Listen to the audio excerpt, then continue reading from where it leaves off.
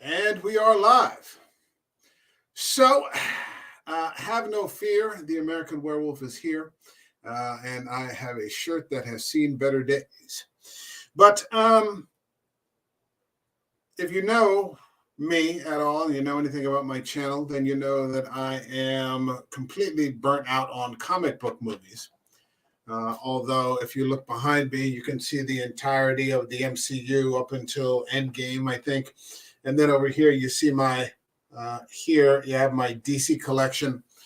And I am an ardent fan of the Snyderverse.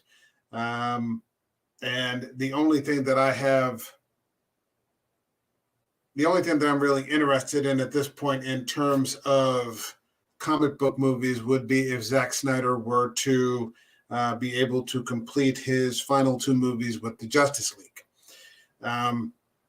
It's funny because I saw something the other day, and I was watching like Infinity War or something like that. I just pulled it up on Disney Plus because it's kind of a favorite of mine, and I wasn't into it anymore.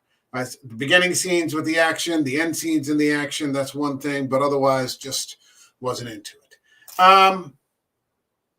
That said, I keep my ear to the ground in terms of DC and the possibility, what I think is the eventuality that within 5 years we will have Zack Snyder back to complete those two Superman films, those two Justice League films, and who knows what else. I don't think that Gunn's universe is going to take off. But that brings me to where we are, the purpose of this video, which is that Ben Affleck's Batman, who I think has played the best Batman, is out.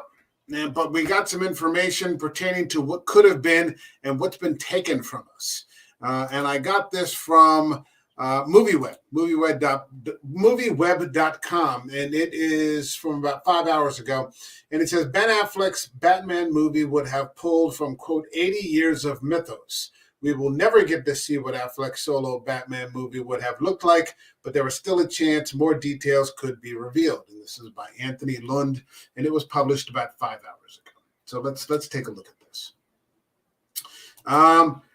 Ben Affleck's, well, let's not go through the bullet points. Let's get right to the article. While with Gal Gadot seemingly set to continue in the role of Wonder Woman in the new DCU, and we're going to get to that in a minute, fans are once again questioning why everyone other than Henry Cavill's Superman and Ben Affleck's Batman seem to be continuing on into the next phase of the DC franchise.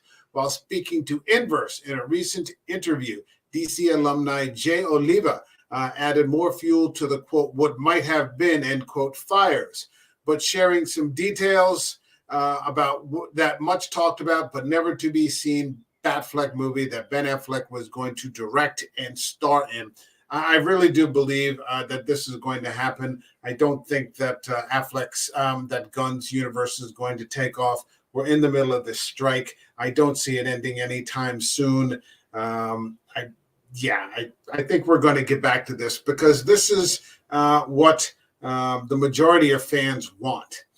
The journey of many superhero movies that don't have a Marvel Studios tag attached to them has been one fraught with dangers and pitfalls. And there have been a lot of projects that have fallen by the wayside on their way to the big screen. One of those was Ben Affleck's Batman movie, which ended up being reworked into The Batman starring Robert Pattinson. I enjoy that movie. I own a copy. And directed by Matt Reeves. I like Matt Reeves all the way back to Cloverfield. According to Oliva, just as the Batman takes the Dark Knight back to his comic book roots, Affleck's movie was going to be heavily invested in the history of the Caped Crusader. He said, quote, I can't really say too much other than it was effing awesome. It was the best. It was amazing. From my understanding, there were a couple of drafts of it when I was brought on. I don't know whether it was the second draft or something, but it was what Jeff Johns and Ben Affleck had shown me. I've worked on a lot of Batman things, and what was really cool about it was tying together a lot of really cool Batman storylines that had never been really explored. Sounds good to me. Ben's story was going to cover something that had never really been covered in comics, but was building off of storylines in the Batman mythos over the past 80 years and approaching it from a new kind of perspective. It was very clever, and there were a lot of things about it that I really loved, and I wish that had come to fruition. It was a really great project in the beginning. Ben had to step away for personal reasons, and I totally understood. But the time I spent with Ben working on the project was fantastic. Maybe someday I can spill the beans, but I still can't talk about it. That's a shame. Yeah. So I really do think we're going to get it at some point. I think we're going to get it at some point. It could be that Gunn never even gets a movie off. He's already sort of thrown the Blue Beetle under the bus. I have no interest in the Blue Beetle. Don't misunderstand me. But it would be interesting to see this come to light, have Cavill come back. Now, here's where the difficulty, where the trouble comes into paradise. And so we'll get to this now. And this is from Empire. Gal Gadot's Wonder Woman could return in James Gunn's DCU after all. Good Lord, she is hot. When James Gunn and Peter Safran were appointed to run DC Films, and Usher, and this is from Empire, posted yesterday.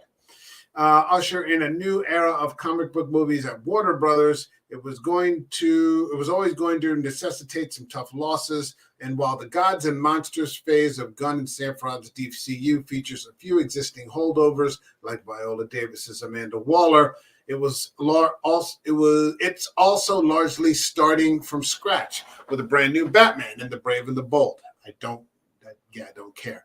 David Corenswet's Kal-El and Gunn's own Superman Legacy. Again, not interested. That meant the official exit proper of Henry Cavill as Superman, having also just exited The Witcher.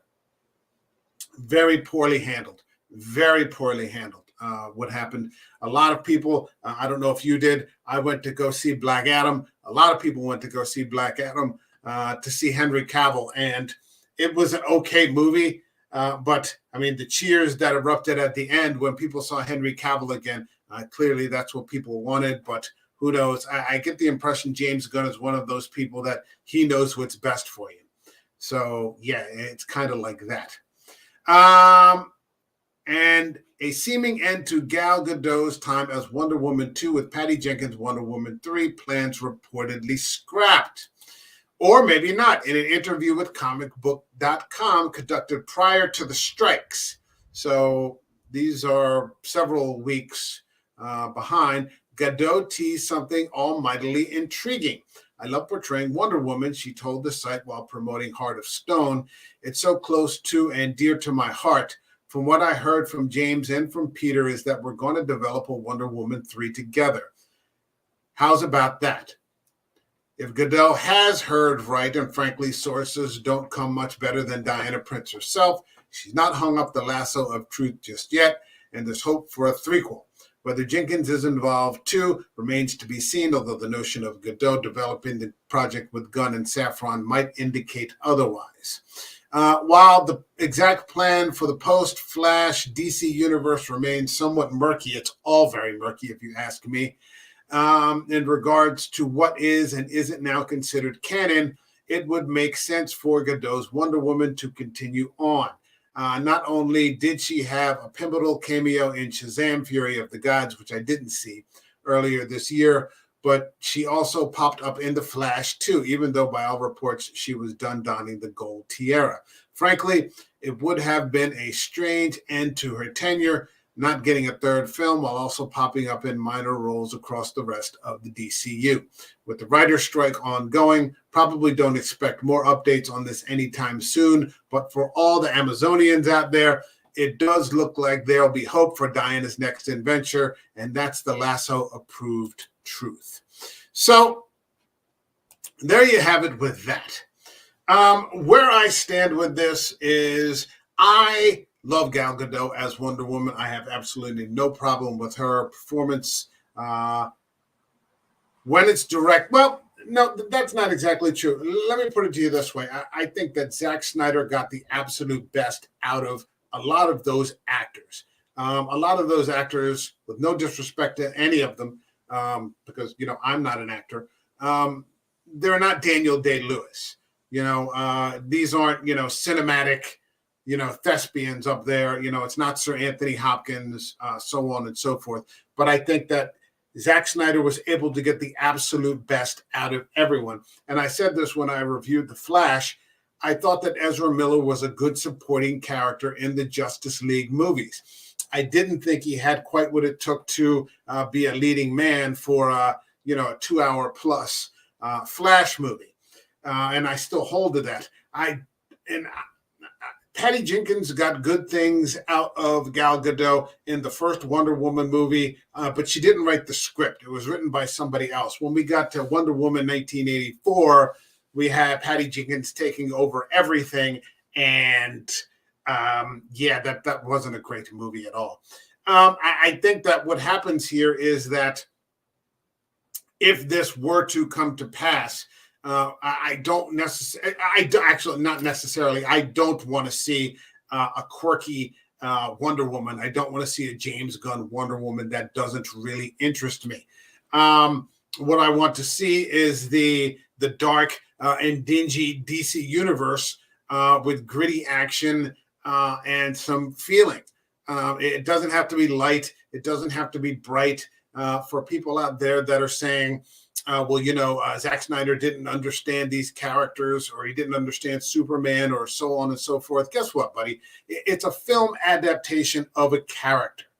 Okay, so if all you're going to say is it's not optimistic or something like that, that's, for me, that's a really boring take. It's really boring. It's really shallow. It's really narrow. And I have no interest in it whatsoever. If someone were to make a bright and optimistic Superman, I wouldn't necessarily have a problem with it. If someone were to make a dark Superman or a darker, story surrounding Superman, clearly I don't have a problem with that either.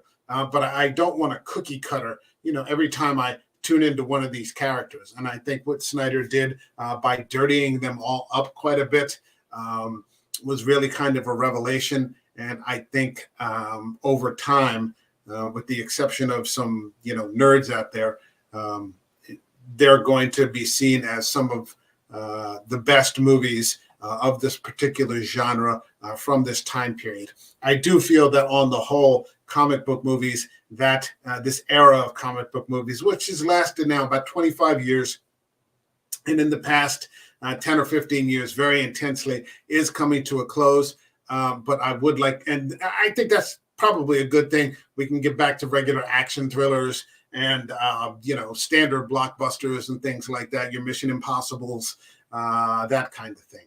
Also cheaper movies. But these big budget things are just draining, bleeding the life out of the coffers. So, yeah, I'm not one of those people that wants Hollywood to fall apart. But I think of all the movies, let's say from 2008, when the MCU kicked off with Iron Man, to today, across the board, my favorite films have been those three Snyder movies: The Man of Steel, BVS, The Ultimate Edition, and then Justice League. I just watched the Snyderverse about a month or so ago, and it still holds up. So, I mean, let me know what you think. Are you excited about Wonder Woman coming back? Do you think she could be good with James Gunn, or do you just want to see it with Zack Snyder? I want, because they're looking, maybe Jason Momoa is going to be Lobo. I hope that's not the case, because I liked him as Aquaman. I thought he was a good Aquaman. He kind of played it like a surfer. And I thought that was kind of cool. So let me know what you think in the comments. Like this video, leave a comment, subscribe to the channel. I'll be back later on today with other videos. I'll be talking about Zack Snyder again, and him wanting to do a director's cut of one of my favorite exploitation movies. And I really do consider it an exploitation movie, and I think it's glorious. We're talking about Sucker Punch. And then I'm going to be talking about Antoine Fuqua later on today, also teaming up one more time with Denzel Washington to round out the trilogy for The Equalizer Part 3. Thank you, everybody, and we'll see you in the next video. All right, take care.